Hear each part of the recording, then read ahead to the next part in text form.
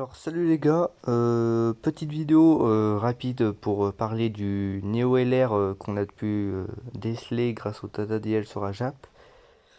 Un petit Thales extrême en LR avec ses sbires, moi je trouve ça comme une très bonne idée. J'avais dit qu'on allait arriver dans une vague boss des films, apparemment ça se confirme toujours. Le LR est très beau, l'artwork c'est belle, bon même si là on l'a clairement pas en HD, mais quand même elle a l'air belle.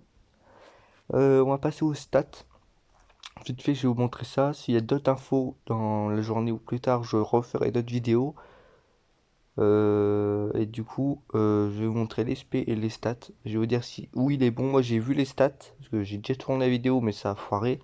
Et il est bon. Il est très utile surtout. Il est pas forcément bon, mais il est surtout extrêmement utile. Alors, qui plus 4 PV attaqué plus 130% pour la catégorie terrifiant conquérant. Qui plus 4 PV attaqué plus 130% pour extrême puits. Très bon LR utilitaire, très sympa, ça peut toujours être utile.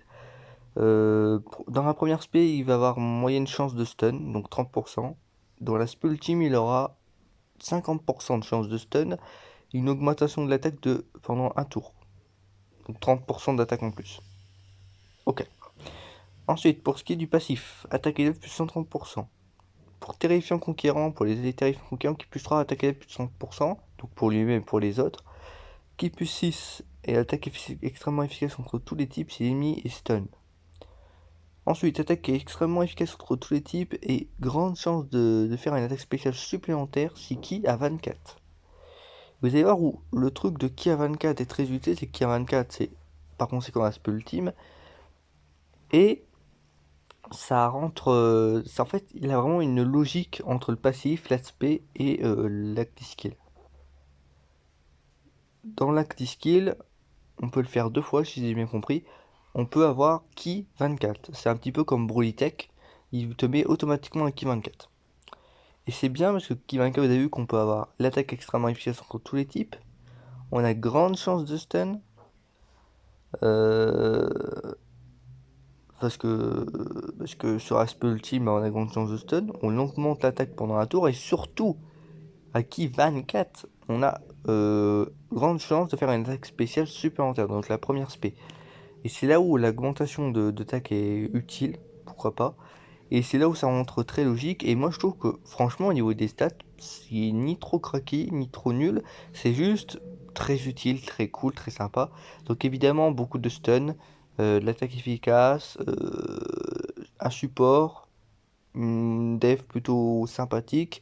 Moi je vous le dis direct, évidemment ça va être très utile pour le Battle Road. Qui va être parfait pour le Battle Road. Surtout qu'on peut utiliser deux fois. Si j'ai bien compris, avec tes skills, si on est si on a 60% de PV ou moins, j'imagine. Après, faut me reprendre, hein, mais c'est un truc du genre. Mais grosso modo, en Battle Royale, ça va pas être très difficile à faire. Si 8 tours ont passé pendant le battle. Ah merde. Ah, c'est après que 8 tours sont passés. Vous voyez que là, par contre, pour les Battle Royale, c'est pas ouf. Bon, après, qui 24, c'est vrai que c'est pas non plus impossible d'atteindre, hein. Mais ça veut dire que. Ah, du coup, ça lui donne une utilité aussi pour les combats longs. Ouais. Bon, après, quand même, combat long. Enfin, en fait, ce qui va être très utile pour lui, ce qui va le rendre très fort, c'est son stun. Et le stun pour les Battle Rob, bon, après, bon, c'est pas très grave qu'il soit pas Kimanga, tant qu'il soit en spell team, t'as quand même la grande chance de stun. Mais c'est un peu débile. Je trouve que c'est un peu débile, même si je comprends, parce qu'il a l'attaque extrêmement efficace contre tous les types, donc c'est une utilité quand même ok pour les combats longs, mais sans plus. Il faut voir aussi l'aspect, enfin, la valeur de def. Donc, ok, pourquoi pas. Mais il va être carrément mieux en Battle Road. Alors,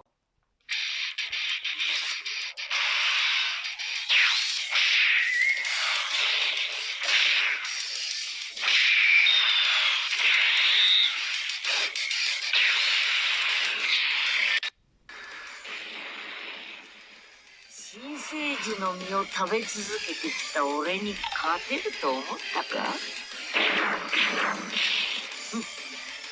俺の勝ちだな。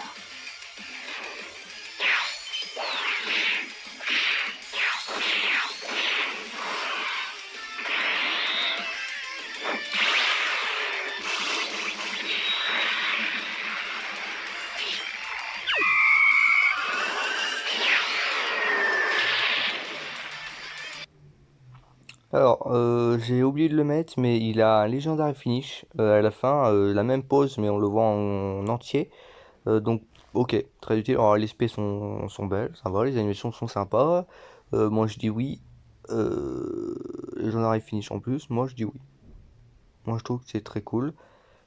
Du coup, bon, pour en dire en général du LR, il est très utile, très cool, sans non plus être complètement fumé comme par exemple un Mégate puissance, etc.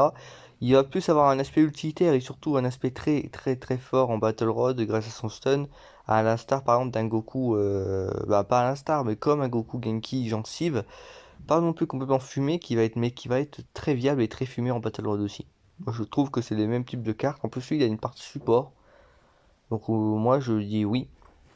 Et dernier petit point que j'avais envie de mettre en avant pour ce personnage, c'était le Thalès Agilité qui est toujours là.